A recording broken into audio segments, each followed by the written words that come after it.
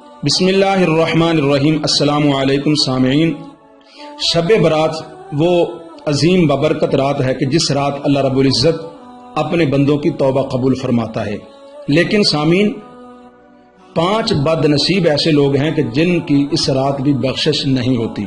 اگر آپ یہ سننا پسند کرتے ہیں کہ وہ کون سے 5 بد نصیب لوگ ہیں کہ اس بابرکت رات بھی ان کی بخشش نہیں ہوتی، تو آپ سے گزارش ہے اس ویڈیو کو آپ آخر تک ضرور سنیں، اور اگر آپ نے ہمارے چینل کو سبسکرائب نہیں کیا تو پہلے ہمارے چینل کو سبسکرائب کریں اور بیل آئیکن کو ضرور پریس کریں تاکہ ہماری نئی آنے والی ویڈیو کا نوٹیفیکیشن آپ کو بآسانی مل سکے۔ تو بات کرتے ہیں ماہ شعبان اور شب برات کے حوالے سے۔ حضور غوث اعظم رضی اللہ تعالی عنہ نے غنیت الطالبین میں لکھا ہے کہ لفظ شعبان کے 5 حروف ہیں اور ہر حرف سے ایک معنی نکلتا ہے۔ فرماتے ہیں کہ ماہ شعبان کا شین شرافت لے کر اور عین علو لے کر اور با بر یعنی نیکی لے کر اور الف الفت لے کر اور نون نور لے کر آتا ہے۔ گویا اس مہینے میں شرافت و بلندی، نیکی، الفت اور نور کا سما بند جاتا ہے، اور خوش قسمت ہیں وہ لوگ جو اس مہینے کی برکتوں سے مالا مال ہو جاتے ہیں۔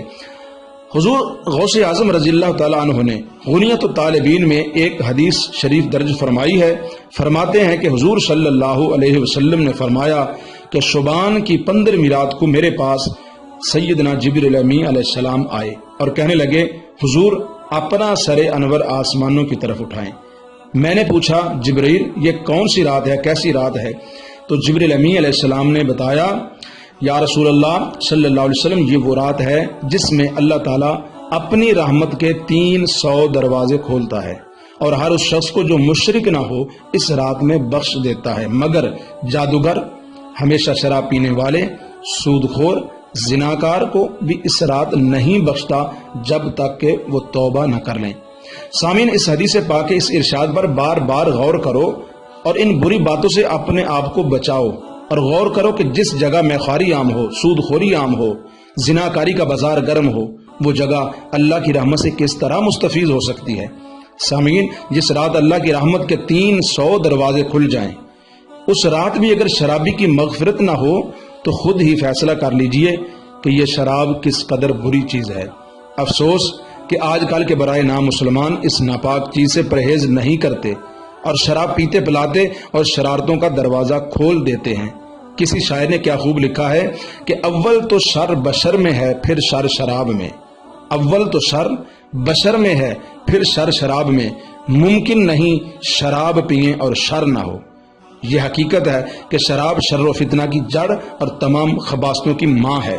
یہ ناپاک چیز دین ایمان کی دشمن، عقل کی بھی دشمن ہے۔ انسان اپنی اعلیٰ سطح انسانیت سے گر کر حیوانیت اور بہمیت کی سطح پر آ جاتا ہے، اور اس میں ماں، بہن اور پاکی ناپاکی کی کوئی تمیز نہیں رہ جاتی۔ سامعین محترم، حدیث پاک ہے، نبی پاک صلی اللہ علیہ وآلہ وسلم نے ارشاد فرمایا، ان من شرب الخمر فی الدنیا عطشتہ یوم القیامت عطشا شدیدا، کہ جو شخص دنیا کے اندر شراب پیے گا اللہ تعالیٰ اسے قیامت کے دن سخت پیاس میں مبتلا کر دے گا۔ نبی پاک صلی اللہ علیہ وسلم نے مزید فرمایا، من شرب الخمر فلا تزوجوہ وان مرض فلا تعودوہ، جو شخص شراب پیے اسے لڑکی نہ دو، یعنی اس کے ساتھ رشتہ نہ کرو۔ اگر وہ شراب پینے والا بیمار پڑ جائے تو حضور فرماتے ہیں اس کی عیادت نہ کرو۔ حضرت مولا علی رضی اللہ تعالیٰ عنہ فرماتے ہیں، اگر کسی کنویں میں شراب کا ایک قطرہ پڑ جائے، پھر اس کنویں کی جگہ پر ایک مینارہ بنایا جائے، تو میں اس مینارہ پر اذان نہیں کہوں گا، اور اگر شراب کا قطرہ دریا میں پڑ جائے، دریا پھر خشک ہو جائے اور اس جگہ گھاس اگائے، تو حضرت علی رضی اللہ تعالیٰ فرماتے ہیں میں اس گھاس سے اپنا جانور نہیں چراؤں گا۔ دیکھا آپ نے، یہ ہے سچے مسلمان کی شان، ایمان کا تقاضا اور تقوی کا مظاہرہ۔ مگر بھائیو، اس دور میں کایا کچھ ایسی پلٹی ہے کہ توبہ ہی ولی، اور کسی شاعر نے بجا طور پر لکھا ہے، آہ اسلام تیرے چاہنے والے نہ رہے، جن کا تو چاند تھا افسوس وہ حالے نہ رہے۔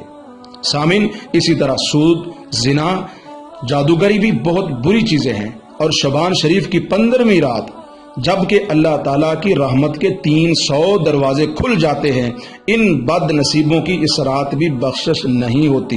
ہاں اگر اس رات یہ لوگ سچے دل سے توبہ کر لیں تو پھر ان کی بھی مغفرت ہو جاتی ہے۔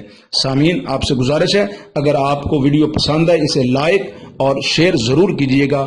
اگلی ویڈیو تک کے لیے اجازت دیجیے، اللہ حافظ۔